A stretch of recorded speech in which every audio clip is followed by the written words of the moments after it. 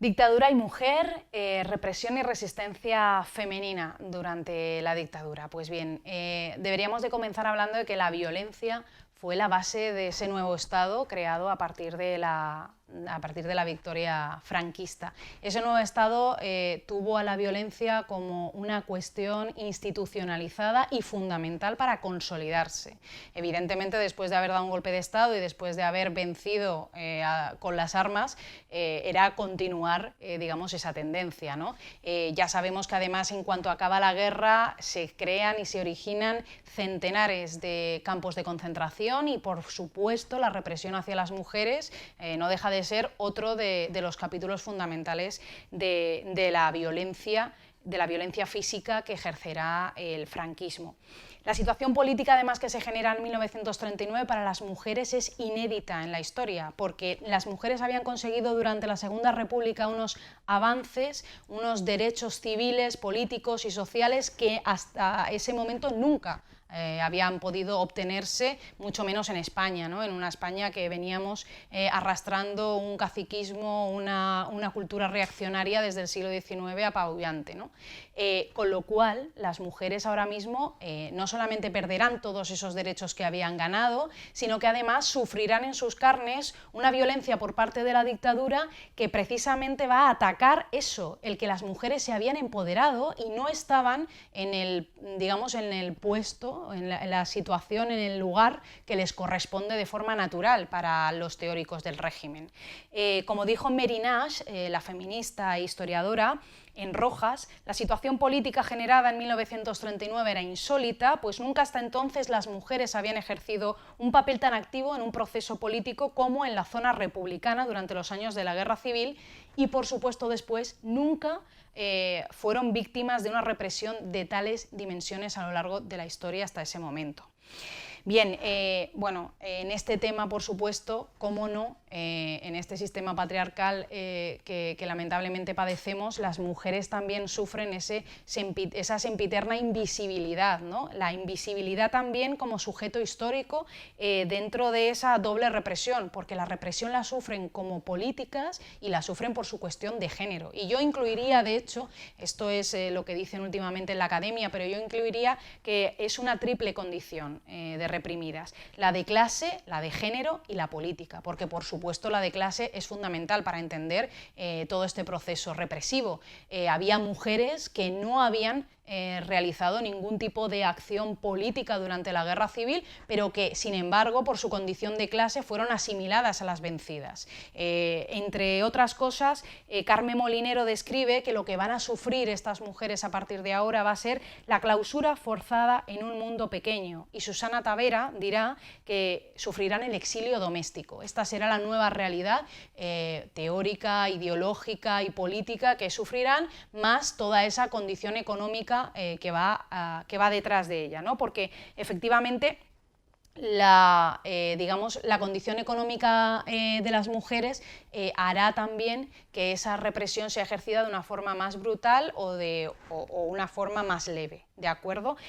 Continuaremos con ello un poco más adelante. Ahora quiero hablar de que las mujeres no son un colectivo homogéneo. Esto es importante a la hora de hablar de la represión hacia las mujeres. Debemos hablar de una pluralidad de situaciones y de experiencias y, como decía, teniendo en cuenta esa triple condición de clase, género y política. Ahora hablaremos también de esa confusión entre lo moral y político. Ahora mismo, en esta nueva realidad que se vivirá durante el franquismo, veremos cómo los delitos serán, o mejor dicho, los pecados serán asociados a los delitos y, por tanto, esa estricta vigilancia moral recaerá muchísimo más sobre las mujeres que sobre los hombres. Las mujeres tienen que representar la pureza y, digamos, ese modelo ideal en el que después adoctrinarán a las mujeres la sección femenina y también la Iglesia Católica. Y, por tanto, es muy importante que tengamos en cuenta esto. Dice Mirta Núñez que es una represión política y moral y que esto, según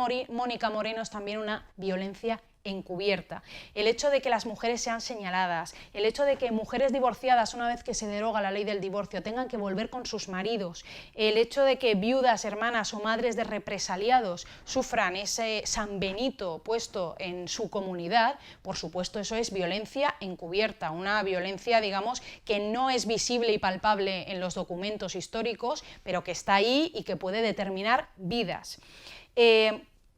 Eso conlleva un ostracismo social y, como decía, aquí es a lo que retomo, eso conlleva también unas consecuencias económicas. Pero aparte de eso, en esa oralidad, en ese discurso que va a lanzar el franquismo para intentar adoctrinar y de alguna forma vigilar la condición moral de las mujeres, estará la demonización de la roja. Roja será asimilable a prostituta, roja será asimilable a desviación sexual, a herejía, y eso, ese lenguaje de la represión es también violencia simbólica. Por supuesto, en ello tuvo muchísimo que ver esas tesis eugenésicas del doctor Vallejo Nájera. Este señor fundamentaba, se supone que científicamente, el hecho de que el gen rojo era algo que había que extirpar desde la base y, por tanto, a partir de esas teorías se va a justificar esa violencia sobre las mujeres, que por supuesto después conllevará también la desaparición de los hijos e hijas de las presas y de muchísimas otras mujeres que tendrán en común esa condición de clase. Hablaremos de ello más adelante. Entre la sección femenina, que depende de la Fet y las Jons, y la Iglesia, hay un discurso de género que es el mismo, que va al unísono. De hecho, la historiadora Juliana Di Febo dijo en una conferencia a la que yo asistí que podemos decir que Iglesia Católica y franquismo eran todo uno, eran un mismo ente indisoluble. Por tanto, el catolicismo es la base ideológica de la dictadura. Esta base ideológica de la dictadura segrega por sexos. Entiende que los hombres y las mujeres no pueden estar en una misma aula, no pueden recibir el mismo tipo de educación y entienden, por tanto, que el binomio madre y esposa es la única trayectoria vital válida para las mujeres. Según María Lynn Barrachina, otra historiadora importante sobre este tema, dice que se va a vivir una paradoja, y es que es muy diferente el modelo de mujer falangista del modelo falangista de mujer. Es decir, las falangistas, sin embargo, no serán mujeres casadas, serán mujeres solteras que tendrán un importante poder público y, sin embargo, al resto de mujeres le van a inculcar un modelo de mujer que ellas no comparten, ¿no? Que ellas no viven, que es el hecho de que tienen que vivir en casa exiliadas dentro de sus propias casas y, por supuesto, sin ningún tipo de posibilidad, ¿no? En el afuera. Y bueno, en esa tesis, digamos, absolutamente, digamos, demonizadora de la mujer roja, tenemos también esa concepción familiar del delito. Podemos hablar de que las mujeres podían no haber cometido ningún tipo de delito, evidentemente según el imaginario franquista, pero sin embargo el hecho de ser mujer de, hermana de, hija de, las convertía también en el mismo delito que esas personas hubieran cometido. Es decir, cometían un delito por delegación, porque se entendía que la concepción familiar del delito existía, pero únicamente para las mujeres. Los hombres no sufrían el hecho de que si una mujer había sido castigada por un delito X, ellos llevaran ese San Benito. Eso es algo que solamente pasaba con las mujeres. Como testimonios de todos estos sucesos, de todos estos hechos, que como decía no se pueden palpar, no se pueden ver en documentos históricos, sí que lo tenemos en testimonios a través de la oralidad, pero también escritos. El de Tomasa Cuevas es fundamental, el testimonio de mujeres en las cárceles franquistas, y el de Juana Doña también es muy importante, Desde la noche y la niebla, mujeres en las cárceles franquistas. Son dos de los testimonios base, dos mujeres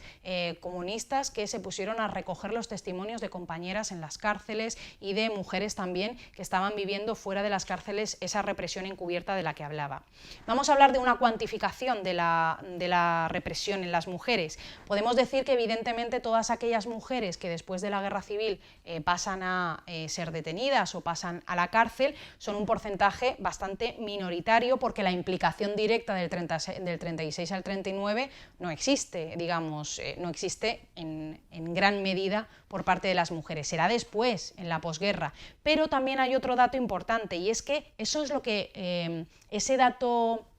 Ese dato menor se dará para los casos de tribunales de guerra, pero sin embargo, para toda esa represión parajudicial, para esos paseillos, para esa violencia que después no se escribió, que no se documentó, que es, por ejemplo, la que sufrieron las mujeres que ayudaron en la guerrilla, etcétera, para toda esa violencia parajudicial, las mujeres en ese caso sí que ya ascienden sus datos de una forma muy importante. También tenemos que hablar de que por qué eran menos las mujeres condenadas por los tribunales, porque los tribunales franquistas, con ese sentimiento paternalista, entendían que las mujeres nunca eran directamente las responsables de los delitos, porque les atribuían una minoría de edad sempiterna hasta la muerte, ¿no? Las mujeres eran carentes de capacidad de decisión y que por tanto solo podían actuar como comparsas de sus maridos, de sus padres, de sus hermanos, y por tanto había una tendencia a atenuar las sentencias, ¿no? No había penas de muerte, sino condenas a años de prisión. Pero, sin embargo, luego nos encontramos casos paradigmáticos en que era todo lo contrario. A pesar de que el delito no era muy grave, se le daba una pena mayor a esa mujer por el ejemplo que podía dar al resto de mujeres. Uno de esos casos es el de Rosario Colero, en el que la sentencia decía: los hechos declarados no tienen trascendencia alguna, pero sí el ver que una mujer voluntariamente marchaba acompañando a milicianos, que puede provocar alarma social en las mujeres. Efectivamente, ese es un caso muy claro de lo que estábamos comentando. Como decía, las mujeres que eran condenadas por delitos del 36 al 39, pues el delito político normalmente iba de simpatizante del partido a propagandista, que había ejercido labores humanitarias durante la Guerra Civil o, en muchos casos, que había cosido una bandera republicana. Ese, digamos, es el número mayor de condenas de este momento. Vamos a pasar ya a la vida de las mujeres presas. Las mujeres presas, según David Guinard, podemos cuantificarlas en los años 40 en cuanto a 50.400 mujeres presas, por delitos políticos, evidentemente. Se les negaba de todas formas esta condición. Esta es una de las primeras violencias simbólicas que ejercen sobre las mujeres presas políticas. Se las mezcla desde el principio con las presas comunes. Esto no ocurre con los presos políticos varones. ¿Por qué? Porque se les quería negar esa condición de empoderamiento que habían tenido estas mujeres y esa identidad, ¿no?, que las definía. Por supuesto, había una mayor presión sobre las presas que sobre los presos. ¿Por qué? Pues por esa coacción religiosa, el severo control de la ropa, la negación que decíamos de la condición política. Por otro lado, había una menor oferta laboral. Ya sabéis que con el tema de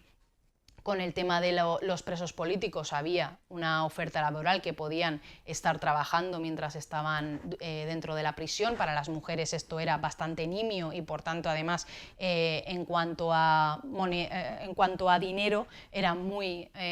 bajo el sueldo. Y, por otro lado, lo fundamental de las mujeres presas, que la diferencia de sus compañeros presos, el hecho de que existían niños en las cárceles, el hecho de que estaban los hijos conviviendo con las mujeres y que tenían la espada de Damocles de ver cómo su hijo podía ser castigado por su comportamiento, o cómo su hijo podía morir por la alta tasa de mortalidad infantil por las condiciones nefastas de las cárceles, era algo con lo que jugaban en la prisión con ellas, ¿no? Como decía Ricard Viñes y Montse Armengou, que antes he querido comentar este tema, ellos investigaron y tienen un documental y un libro fantástico que recomiendo, que es el de los niños perdidos del franquismo, en donde abordan y analizan toda esta trama de desaparición de bebés, sobre todo en las cárceles, ¿no? Por supuesto, las mujeres se enfrentaban también a un nivel de indefensión mayor que los hombres, porque las tasas de analfabetización eran mucho mayores. Aquí está ya el caso, yo diría que precioso, de Matilde Landa, esta presa comunista, que se encargó de hacer una oficina para las presas dentro de la propia cárcel.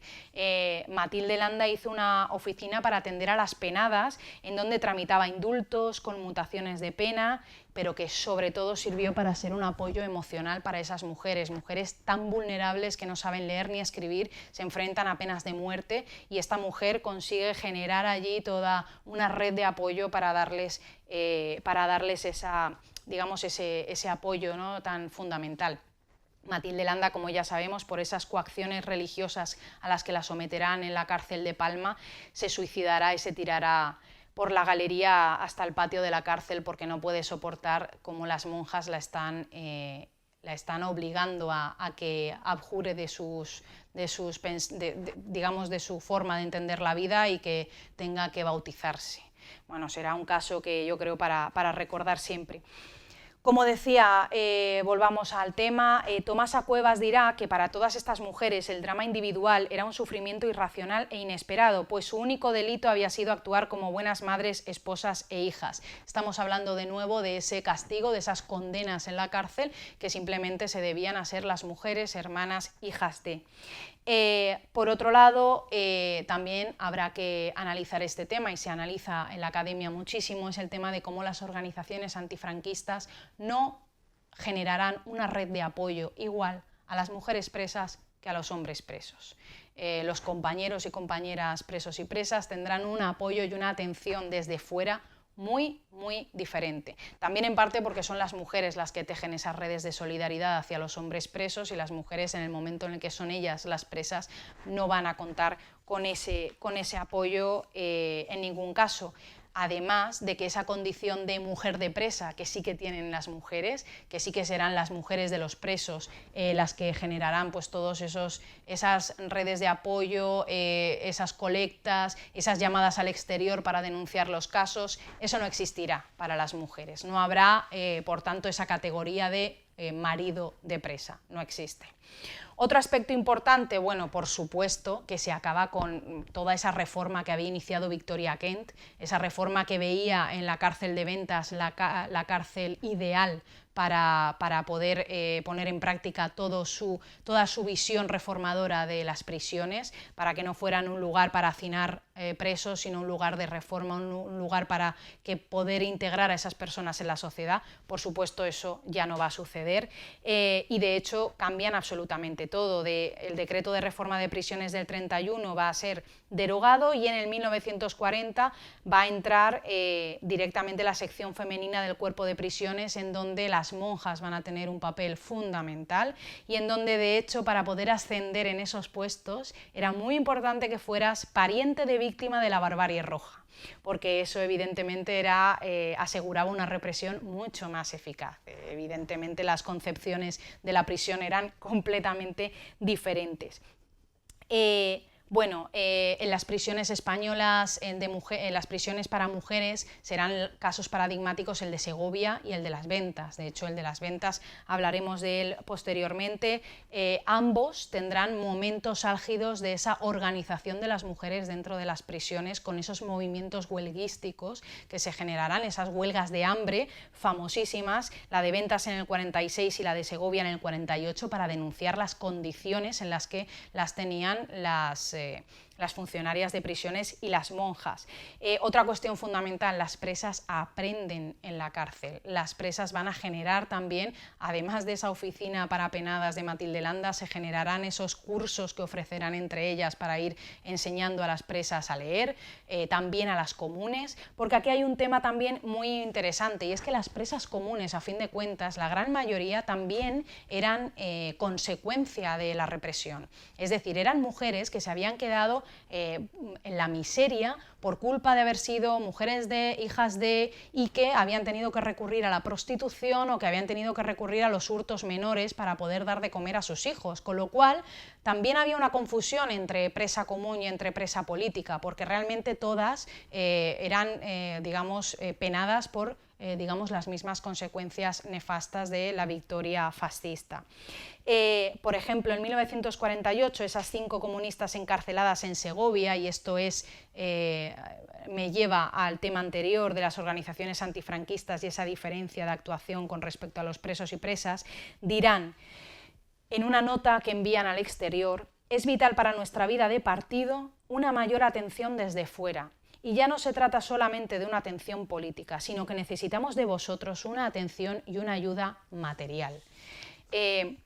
Bueno, en el tema de las cárceles, como decía, es muy importante que hablemos de esas cárceles como lugares con niños. Hay una orden de 1940 que facultaba al Estado para separar a los hijos de las presas republicanas de sus madres a partir de los 3 años. Entonces se les ingresaba en hospicios públicos o religiosos y ya sabemos cómo acababa. Por supuesto, dados en adopción de forma absolutamente irregular a familias adeptas al régimen, y esos chicos y chicas ya nunca más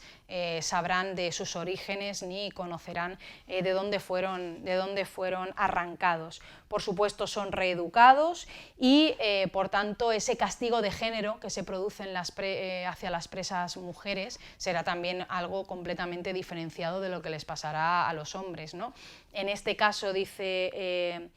esta investigación que las cárceles de mujeres han sido definidas como zona de riesgo de pérdida familiar.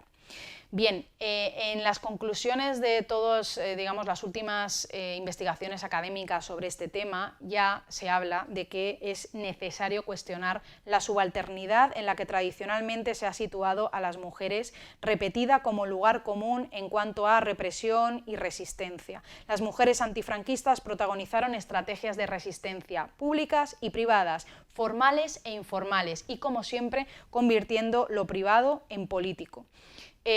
Podríamos hablar de la cárcel de Ventas como un lugar que sería como la prisión de Burgos para los hombres, el lugar emblemático de la cárcel de mujeres durante la dictadura, que era más un lugar para hacinar mujeres que otra cosa. Por supuesto, las condiciones de vida eran nefastas y, por supuesto, allí se dieron casos como el de las 13 Rosas, que siempre podremos recordar. Ahora hablaremos también de esa represión que sufren las mujeres fuera de la cárcel. Fuera de la cárcel, las mujeres van a sufrir vejaciones. Entre las, digamos, las comunes será la del rapado de cabeza, la ingestión de aceite de ricino, la limpieza de la iglesia o del cuartel de la Guardia Civil, por supuesto para humillarlas, el paseo por las calles del pueblo con la cabeza rapada para que todo el pueblo pudiera ver quién es la roja, la participación forzada en actos religiosos, los interrogatorios plagados de insultos o amenazas de agresión sexual, las quemaduras en los pechos y, por supuesto, las violaciones. No podemos dejar de hablar que las mujeres presas políticas y las que no eran presas políticas, las mujeres que son rojas, que son concebidas como rojas, sufren una posibilidad de agresión sexual constante durante la dictadura, ¿no? por parte de la Guardia Civil y por parte de los miembros de Falange. En palabras de Maud Joly, otra investigadora muy importante en este tema, referidas al fenómeno de las rapadas, dirá: el aspecto visual de este acontecimiento alimenta y mantiene la atmósfera de miedo y de espanto, permitiendo a los nacionales conquistar y dominar España. Evidentemente, esa forma de amenazar, de atemorizar a las mujeres, bueno, es fundamental para que se siga asentando ese nuevo modelo de Estado, como decíamos. Sobre las violaciones, dirá esta antigua presa Juana Doña,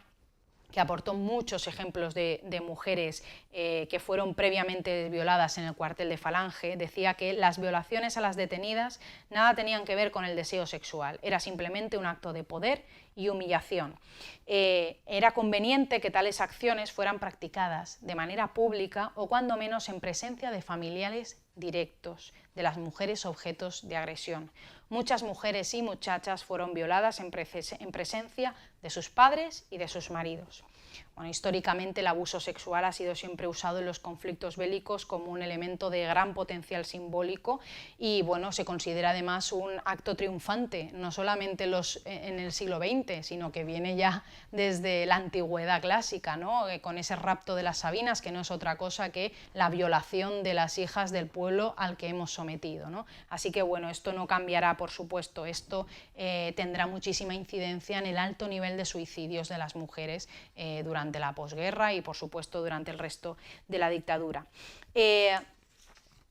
Vamos a hablar también, por supuesto, de otro fenómeno que ya he comentado antes y es el de la prostitución. las mujeres que no están en la cárcel están sufriendo una represión pública, notoria, y esas mujeres, por culpa de la ley de responsabilidades políticas, por ejemplo, por las multas tan brutales que enseguida les imponían a las personas por delitos leves, muchísimas mujeres que habían sufrido pues, el asesinato del marido o del padre o de cualquier otro familiar que fuera el sustento del resto, por supuesto, caían en una situación prácticamente de mendicidad y tenían que recurrir a la prostitución. Llegamos a encontrar en el 40 a 200.000 mujeres prostituidas en España.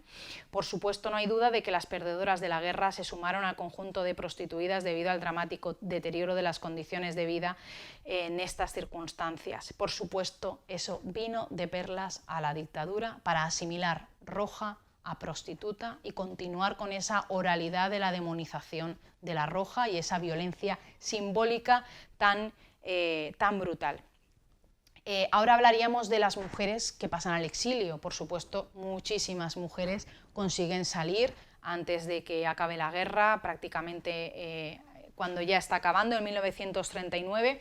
y podríamos añadir en cuestiones de diferenciación con respecto de los hombres que cruzan el exilio, bueno, cuestiones que a lo mejor parecen anecdóticas, pero, por ejemplo, la pérdida del ajuar, en ese trasiego, en ese traslado, que puede ser de gran importancia simbólica para las mujeres, el hecho de que cuando llegan a Francia se encuentran hacinadas en campos de refugiados con sus hijos e hijas, también es un elemento diferenciador, por supuesto con las duras condiciones sanitarias y de habitabilidad, pero también tenemos que tener en cuenta otra cosa, y es que las mujeres republicanas, sobre todo aquellas que no tienen hijos a su cargo, se van a involucrar en la resistencia francesa, al igual que los hombres.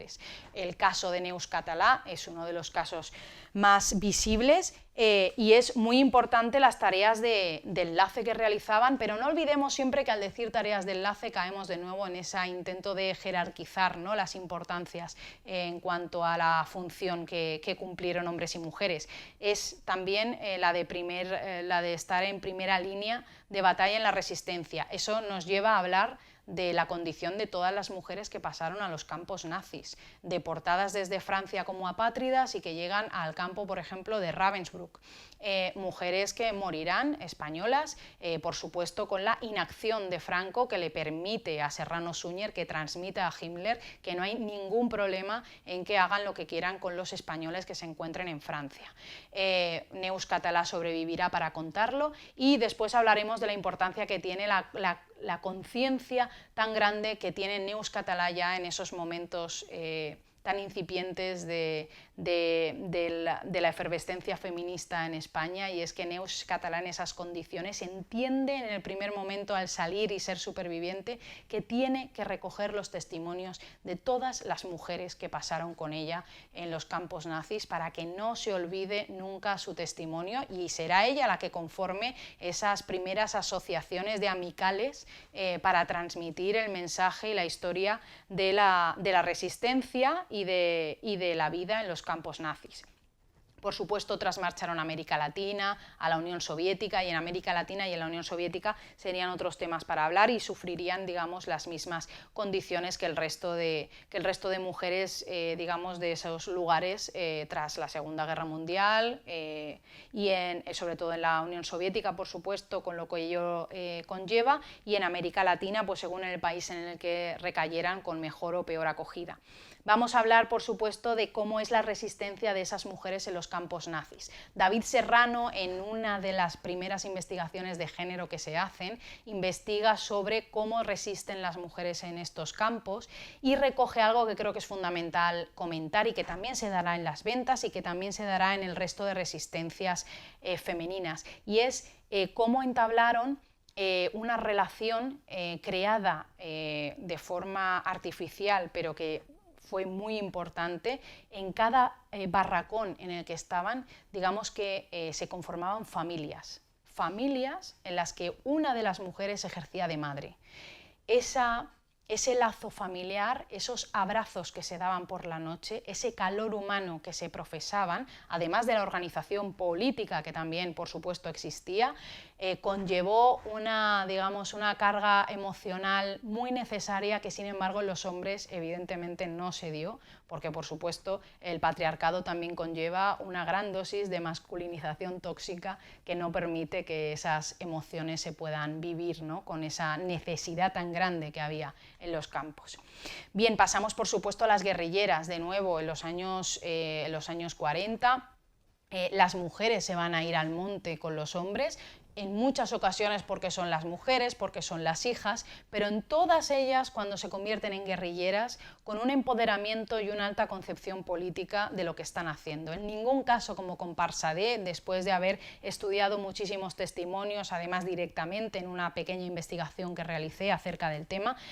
todas estas mujeres que funcionan como enlaces, que por supuesto es muy importante porque garantizan la supervivencia del colectivo guerrillero que está arriba en el monte, pero también hay guerrillas urbanas y por tanto las mujeres que también acogen en las casas a esos guerrilleros son fundamentales. Sin ellos no podría haber pervivido el movimiento guerrillero los años que lo hizo. Pero, por ejemplo, tenemos el caso de Esperanza Martínez, que sigue siendo de hecho es la última superviviente, la última guerrillera que nos queda del Partido Comunista, y que ella se afilió al Partido Comunista en el monte, en la guerrilla, aprendió prácticamente a leer y escribir en la guerrilla, y es una mujer que después de que ya hubiera pasado al exilio decide volver otra vez a España porque ella necesita ayudar al Partido Comunista desde dentro del país, y será entonces cuando la encarcelen, y será entonces cuando a mí me transmita que en la cárcel vivirá todo lo que hemos comentado. Ella aprenderá en la cárcel, querrá sacarse muchos cursos en la cárcel de diferentes cosas, y por supuesto organizará una célula del partido en la cárcel, y además intentará sabotear con su trabajo de redención dentro de este sistema que se generó de redención de penas a través del trabajo. Ella, aparte de trabajar, intentará sabotear lo que le pidan para trabajar un poquito menos y que no llegue tanto producto necesario para el franquismo. Por tanto, en la guerrilla la mujer es algo fundamental por ese papel de enlace, pero de nuevo quiero insistir, no olvidemos, las mujeres también suben al monte como los hombres y son guerrilleras de primer orden. Las guerrilleras, al igual que las pocas milicianas que existían entre el 36 y el 39, serán demonizadas de una forma brutal, muchísimo más que el resto, porque la guerrillera ha hecho, de hecho, un acto que ya sobrepasa los límites habidos y por haber que puede alcanzar el fascismo a entender, ¿no?, como mujer. Por tanto, serán asimiladas a las barraganas. De hecho, se generará una teoría alrededor de las guerrilleras realizada desde el franquismo, que dirá que es que las guerrilleras estaban allí porque eran las prostitutas de los compañeros guerrilleros. Evidentemente la demonización es increíble. Ahora hablaremos ya, para terminar, de cómo se reconstruyen las organizaciones antifranquistas y qué papel tienen las mujeres en ese fenómeno. Entre los años 60 y 70, será cuando las organizaciones antifranquistas ya tengan, una importancia mayor. Antes han estado ellas trabajando después de la guerra, los primeros años después de la guerra serán las mujeres las que tengan las tareas más importantes de reconstrucción del partido. ¿Por qué? Porque no están fichadas, porque las mujeres pueden pasar más inadvertidas y no se les presupone que estén reconstruyendo ningún tipo de partido político.